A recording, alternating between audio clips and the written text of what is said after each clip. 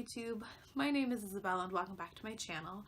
Today I'm going to be discussing all the books I read in February.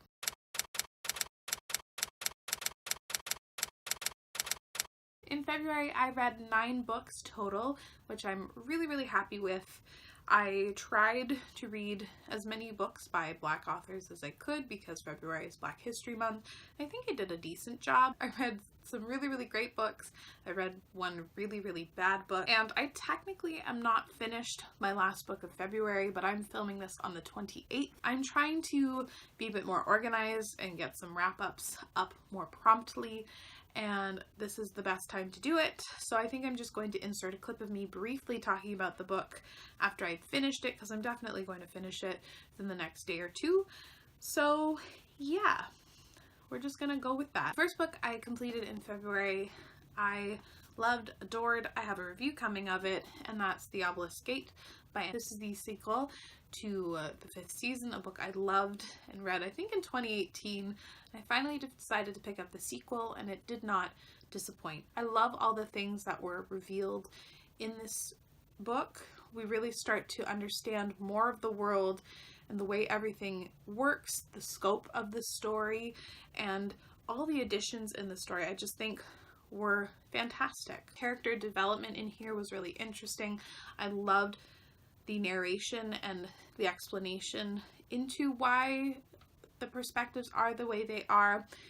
This was just a really great sequel. I have a full review coming for this, probably going to be posted right after my wrap up, so be sure to check that out. Can't wait to read the sequel. 4.5 out of 5 stars. Don't sleep on this series. If you love high fantasy, inventive, unique stories, definitely give this one a shot. After the high of The Obelisk Gate, of course I had to ruin it.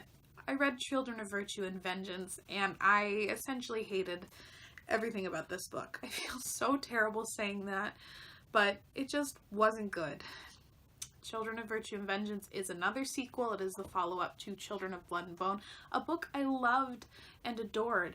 I will leave you a link to my review if you don't believe me. I loved it. Everything I loved about the first book essentially gets stripped away. Miscommunication is the driving force of this book. Everyone refuses to communicate or understand one another, and it's just ridiculous. It was just so rushed. Nothing really made sense.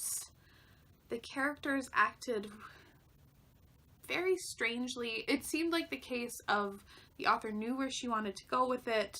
She didn't know how to get there, so she just assassinated some characters. Like literally and figuratively. I didn't like this book at all. I gave it 1 out of 5 stars, which hurts to say, and I have a full spoiler-free review if you want to check it out.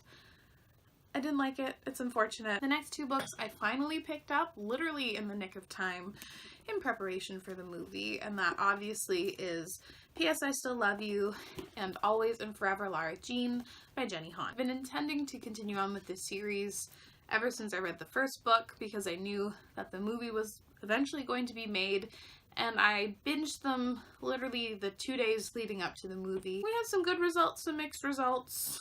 It was a time. I vastly preferred the second book, P.S. I Still Love You. It hit the right amount of like childish fun and like hijinks and like low stakes but high stakes for them that just was enjoyable for me. I kind of let go of the fact that Lara Jean is technically immature, but she's a young adult, she's a teenager, she's going to be immature, and I just let myself have fun with the story, and that's exactly what I did. I liked the character development in regards to her and Peter and their relationship.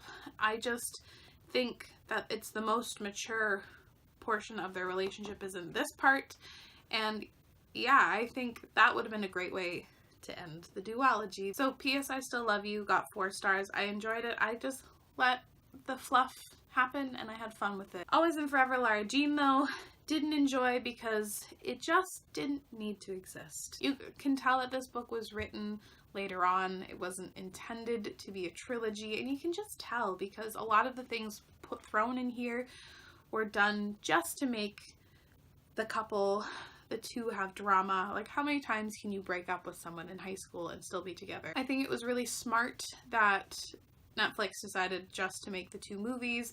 This book doesn't need to exist. I gave it 2 stars. It was fine. I'm glad I finished a trilogy, but it didn't quite do what I wanted it to do. It was not as fun as the other 2 books. And, yeah, it was kind of a bummer to end it on. Yeah, something I wrote down in regards to that was that it lost its charm at the end. It just wasn't new anymore.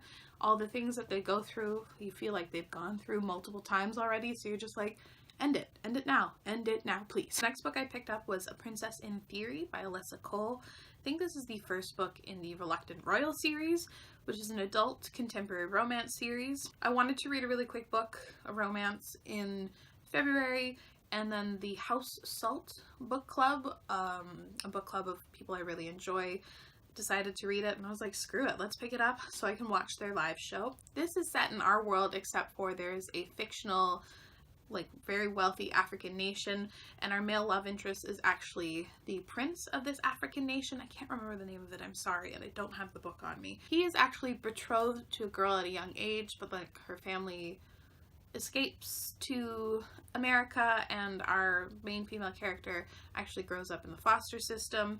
And so when they are adults, he decides that he's going to track her down, find out why the hell she's not his betrothed, and sort of get to know her. I enjoyed this book, but it wasn't stellar. I liked the main couple enough. They were good. Their chemistry together was fine. I just think there were a couple things that could have been changed a little bit with the narrative to make this story overall stronger. We have a fish out of water scenario for the first 50% of the book, and our main male character sort of hiding his identity. The second part, I think, gets a little bit too rushed, and the relationship elements get a little too done too quickly to make it realistic or just enjoyable. They pass a lot of like story beats and like feelings things so quickly at the end that I was like, oh, like, give me a breather. But the first half was too long. Some things could have been tweaked in there just to make the story better, make the character progression a little bit more natural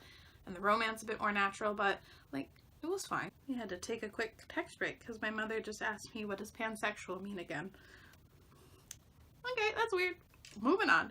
Gave it 3 out of 5 stars. The next book I read was Binti by Nnedi Okorafor. I've been so excited to pick up this little dang novella for so long, and I'm so glad I finally did it because it's really good. This is an Afro-futuristic sci-fi novella. It focuses on this girl who is from this tribe that never leaves where they are from, but she is given the opportunity to go to this university, which is like in space, crazy far away. So she jumps at the opportunity and has to navigate like the societal, cultural differences between her and the other tribes. And then other things happen. I can't say too much more because it is so brief, but there is one hell of a punch packed into this. I think this is a masterclass in great world building in a short period of time. She just knows what you have to do to make a culture, to make multiple cultures, alien races, all of these different things are not explained, but there are cues given to inform you into how people and the societies work, and I just think it's genius. It is fast-paced. There's a lot of things that go on, but it's not rushed, and I just think that's so impressive. I loved Binti, and her struggles were so interesting and compelling. But one little thing that happens near the end that I can't say that I didn't love, so I couldn't give this a full 5 stars. There's no way I can say it any sort of coded way that won't give away this book, so I'm just not going to bother saying it. The next book I read, oh my god, it could have been a 5-star. It could have been a 5-star book. I was so excited. I was loving it. Not loving it because it's tough. Anyway, it's Allegedly by Tiffany D. Jackson. This is a story about a girl who gets convicted of killing a baby when she's like 8 years old. So she gets put into what she calls baby jail, and then gets put into a group home when she's a bit older, and then she finds out that she is pregnant, and the state is trying to take away her baby because she is a baby killer. allegedly. It's hard to say that you were loving this book because it deals with a lot of tough topics, but I just loved the way that this was handled. I really appreciated the light that was shed on some of these topics like foster care and abuse and mental health and all of these things. And I thought it was just done with such a fantastic touch, and they still were. But the ending of this book kind of not ruined the story, but did limit my enjoyment of the overall narrative. I would just say don't go into this book expecting purely a contemporary story. There is a sort of mystery element to this book, and I didn't know that at all going in, and so the ending just feels like the rug was pulled out from under me. It felt cheap and unnecessary, and honestly it felt like it took some of the emotional impact away from the rest of the book, which was disappointing. I did really enjoy this book. I gave it 3 out of 5 stars. It's still a good book. It's still a book I would recommend. I also picked up Kindred by Octavia E. Butler.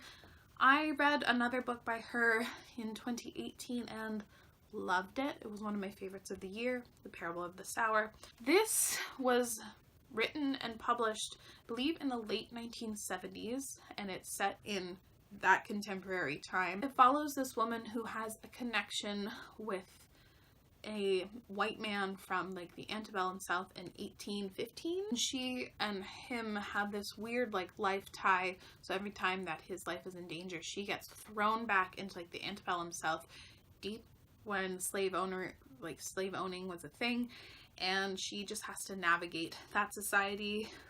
And yeah, boy was it a book. This one was also really, really tough to read, as expected, but it was really, really great. I can't believe how modern feeling this book was. Doesn't shy away from American history, and it like puts it in front of your face, the history that America has with slavery and all of the terrible consequences of slavery.